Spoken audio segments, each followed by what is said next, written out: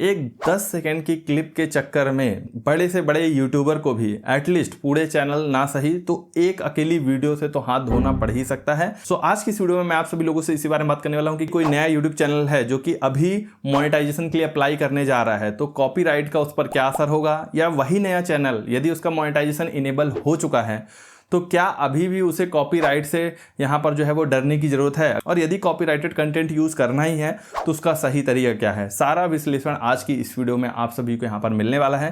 सो इस बात के लिए एक छोटा सा लाइक तो बनता ही है और चैनल को सब्सक्राइब करके भी जरूर आगे बढ़ना। सो चलिए दोस्तों वीडियो को स्टार्ट करते हैं। सबसे पहले हम समझते हैं कॉपीराइट। कॉपीराइट भी यहाँ पर कोई एक सिंगल टाइप नहीं है। कॉपीराइट में भी आपको यहाँ पर दो टाइप देखने को मिलते हैं और इन दोनों टाइप को ही हम पहले समझ लेते हैं। देखिए, एक होता है कॉपीराइट क्लेम और एक होता है कॉपीराइट स्ट्राइक। कॉपीराइट क्लेम और कॉपीराइट स्ट्राइक में क्या अंतर है? तो देखिए, जो कॉपीराइट क्लेम है आपको इसको थोड़ा लाइटली लेना चाहिए या आपको इससे थोड़ा कम डरना चाहिए। अब वो इसलिए क्योंकि इसमें यदि आप गलती करते हैं तो भुगतान के तौर पर केवल और केवल आपकी इनकम जा सकती है अगर आपका यूट्यूब चैनल मोनेटाइज है।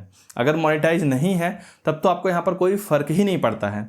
लेकिन कॉपीराइट क्लेम आता किस केस में है? जब आप अपनी YouTube वीडियो में कोई ऐसा कंटेंट जो कि कंटेंट आईडी के थ्रू रजिस्टर्ड हो उसका इस्तेमाल करते हैं, तब आता है कॉपीराइट क्लेम।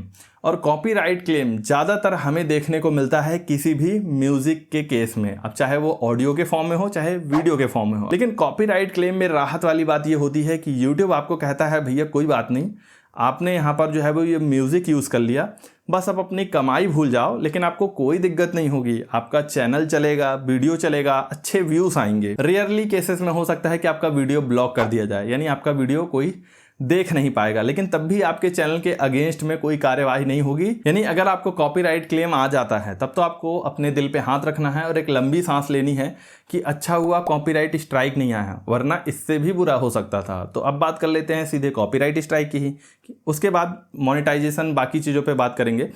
कॉपीराइट स्ट्राइक के केस में क्या होता है कि कॉपीराइट स्ट्राइक किसी भी केस में आ सकता है, चाहे आप किसी का म्यूजिक यूज़ कर लो, चाहे आप किसी का वीडियो यूज़ कर लो, चाहे आप किसी का फोटो यूज़ कर लो, इवन आप किसी का यदि नाम भी ले लेते हो अपनी यूट्यूब वीडियो में या उसकी कोई पर्सनल डिटेल अपनी वीडियो में शो कर देते हो, इतनी सी चीज़ों के लिए भी आपके ऊपर कॉपीराइट स्ट्राइक जो है वो आ जाती है। यहाँ पर जैसे कॉपीराइट क्लेम के केस में क्या होता है कि YouTube अपनी तरफ से भी एक्शन ले लेता है, यानी आप यहाँ पर अगर कोई गलती करते हैं तो आपको तुरंत ही कॉपीराइट क्लेम आ जाता है। कॉपीराइट स्ट्राइक के केस में एक राहत वाली बात तो यही होती है कि YouTube अपने से आपके अगेंस्ट में कोई एक्शन नहीं लेता है। यानी अगर आप आज मेरी वीडियो उठा के अपने चैनल पे डायरेक्टली अपलोड कर लो तो YouTube अपने से आपको कभी भी कॉपीराइट स्ट्राइक नहीं देगा। लेकिन हाँ, YouTube मुझे बता जरूर देगा कि भैया सामने वाले व्यक्ति ने आपका कंटेंट यूज़ किया है, आप कहो तो स्ट्राइक दे दूं। अब वो मेरे ऊपर है, मैं यदि यूट्यूब से कहता हूं कि हाँ भैया भेजो उसको स्ट्राइक, क्यों मेरा कंटेंट यूज़ कर रहा है, तो वो आपको स्ट्राइक दे देगा। अगर मैं कहता हूं अरे चलो ठीक है, कितना ही फ़ायदा हो जाएगा, वैसे भी रीयूज कंटेंट के तहत चैनल तो मोनेटाइज ही नहीं होगा, तो स्ट्राइक देने का फ़ायदा ही क्या है, वैसे ही चैनल मोनेटाइज नहीं होगा। लेकिन मान लीजिए आपका अपना पूरा ओरिजिनल कंटेंट है, आप अच्छी मेहनत करते हैं, रिसर्च करते हैं, अच्छे वीडियोज़ बनाते हैं, लेकिन कई बार आपको लगता है कि कुछ चीज़ें एक्सप्लेन करने के लिए या कोई ऐसी चीज़ जो आप अपनी ऑडियंस को नहीं दिखा सकते हैं, नहीं बता सकते हैं, या अपनी ऑडियंस का विश्वास बढ़ाने के लिए आप किसी दूसरे क्रिएटर का भी वीडियो ऐड कर देते हैं कि हाँ देखो भैया वो भी यही बोल रहे थे। तो इन सभी चीज़ों के चक्कर में यदि आप कोई दूसरा वीडियो अपनी वीडियो में ऐड कर लेते हो, कॉपीराइटेड कंटेंट दिखा देते हो, उस केस में भले ही आपका ओरिजिनल कंटेंट है, यदि सामने वाला व्यक्ति नहीं चाहता है कि आप उसका कंटेंट इतना सा भी दिखाओ, मतलब इतना सा भी, तो वो आपको कॉपीराइट स्ट्राइक दे देगा YouTube के साथ मिलके, YouTube भैया के साथ मिलके। यानी सबसे पहले तो देखिए, मुखबरी का काम YouTube ही करता है, YouTube ही लोगों को बताता है। मेरे चैनल पर भी मुझे कंटेंट डिटेक्शन टूल मिला हुआ है, सारे क्रिएटर के पास होता है। तो पहले तो YouTube ही बताता है कि भैया देखो देखो इसने आपका कंटेंट चुराया है, तो कॉपीराइट मारो इसको। तो क्रिएटर भी कहता है ठीक है भाई, मुझे नहीं पसंद है कोई मेरा कंटेंट यूज करे, मैं इसको कॉपीराइट स्ट्राइक, वहाँ से बड़े ही आसानी से कंटेंट डिटेक्शन टूल से हम किसी को भी, यदि किसी ने हमारा कंटेंट इस्तेमाल किया है, बड़े आसानी से कॉपीराइट स्ट्राइक भेज सकते हैं। स्ट्राइक की वजह से डिलीट तो हो ही गई, साथ ही यूट्यूब ने भी एक पेनल्टी डाल दी कि भैया आपने क्यों उसका कंटेंट यूज़ किया बिना उसकी परमिशन के। अब आप यहाँ पर कुछ दिन तक पोस्ट नहीं कर पाएंगे, वीडियो नहीं अपलोड कर पाएंगे, या थोड़ा सा कई बार कुछ लोगों को ये भी महसूस हुआ है कि अगर एक ही स्ट्राइक आए तब भी उनके चैनल की थोड़ी सी रीच जो है वो डाउन हो जाती है। अब ये कुछ के साथ होता है, कुछ के नहीं साथ नहीं होता है, ये थोड़ा सा यहाँ पर मिक्स है। पर एक आध बार मैंने भी तो फील किया ही है कि स्ट्राइक आने के बाद एक दो वीडियो जो मैं डालता था वो एकदम से ही डाउन हो जाती थी, उस पर कोई व्यूज़ ही नहीं आते थे, इवन आज तक ही नहीं आए उस वीडियो पे व्यूज़। बाकी उसके बाद सब ठीक रहा, जैसे वीडियो अपलोड करता गया धीरे धीरे चैनल वापस रिकवर होता गया। तो स्ट्राइक के बाद एक ये तो लफड़ा होता ही है, 2 स्ट्राइक पड़ गई तो पेनल्टी और बढ़ जाती है, 3 स्ट्राइक पे तो चैनल डेड, ख़त्म, टाटा बाय बाय। तो ये चीज़ें हैं। मोनेटाइजेशन के पहले यदि स्ट्राइक आ जाता है तो मेरी सलाह आपको यही है कि फिर आप चैनल को मोनेटाइजेशन के लिए अप्लाई ही मत करो। कब तक? जब तक आपका जो स्ट्राइक है वो एक्सपायर नहीं हो जाता। और एक्सपायर कब होगा? 90 डेज़ के बाद। जब भी आपके यूट्यूब चैनल पर कोई भी स्ट्राइक आएगी तो पूरे 90 दिन लगते हैं उसको एक्सपायर होने में। नया अगर आपका चैनल मोनेटाइज हो गया है और आपने कॉपीराइटेड कंटेंट का इस्तेमाल किया था तो मैं आपको सजेशन अब यही दूंगा कि आप उन कंटेंट को धीरे धीरे करके या तो आप डिलीट कर दें या एज इट इज पड़े रहने दें। दोबारा नया कंटेंट अपलोड करने की तो बिल्कुल ना सोचे उस तरह की। किसी दूसरे क्रिएटर का कंटेंट यदि आपको चाहिए भी है इस्तेमाल करने के लिए तो फेयर यूज के तहत ही इस्तेमाल करें। अब आप कहेंगे फेयर यूज क्या है? तो फेयर यूज यही है भैया कि भले आप मेरा ही कंटेंट यूज़ कर रहे हो, जैसा कि मैंने पहले कहा था कि किसी ने यदि मेरा कंटेंट यूज़ किया मैं उसको कॉपीराइट स्ट्राइक ही नहीं देता हूँ। क्यों? क्योंकि अगर उसने गलत तरीके से यानी पूरा मेरा कंटेंट अपलोड कर लिया है तो उसका चैनल ही मोनेटाइज नहीं होगा। और यदि उसने सही तरीके से किया है यानी फेयर यूज के तरीके से किया है तब उसका चैनल मोनेटाइज हो जाएगा, भले ही उसने मेरा कंटेंट इस्तेमाल किया है।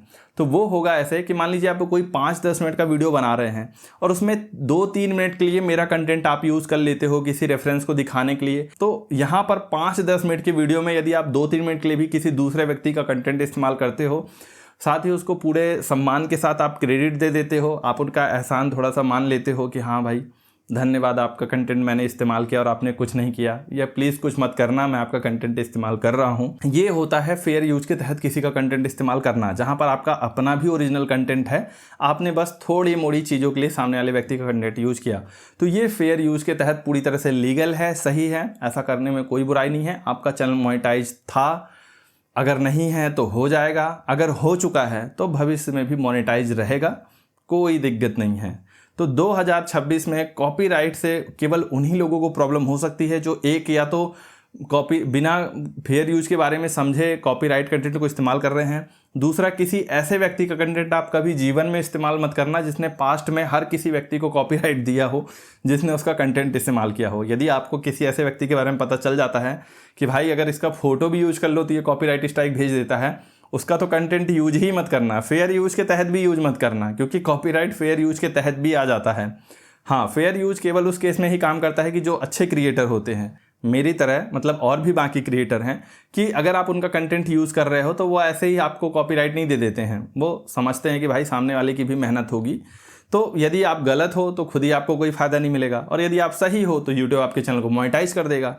तो फेयर यूज में भी आपको जो है वो कंटेंट को इस्तेमाल करते समय इतनी सावधानी देनी है, बाकी कोई दिक्कत नहीं है। अगर आप सही तरीके से काम कर रहे हो, 2026 में क्वालिटी कंटेंट लेके आ रहे हो, कुछ चीज़ों के लिए आप दूसरे व्यक्तियों का भी कंटेंट इस्तेमाल कर लेते हो, इसमें कोई बुराई नहीं है। आप उनको क्रेडिट देके इस चीज़ को सॉर्ट आउट कर सकते हो और यहाँ पर आपको मोनेटाइजेशन से भी कोई भी प्रॉब्लम नहीं होने वाली है अगर आप सही तरीके से चीज़ों को करते हो। तो ये था दोस्तों पूरा निचोड़ इस चीज़ का कि 2026 में कॉपीराइट से चैनल मोनेटाइज होगा कि नहीं। आई होप आप समझ गए होंगे।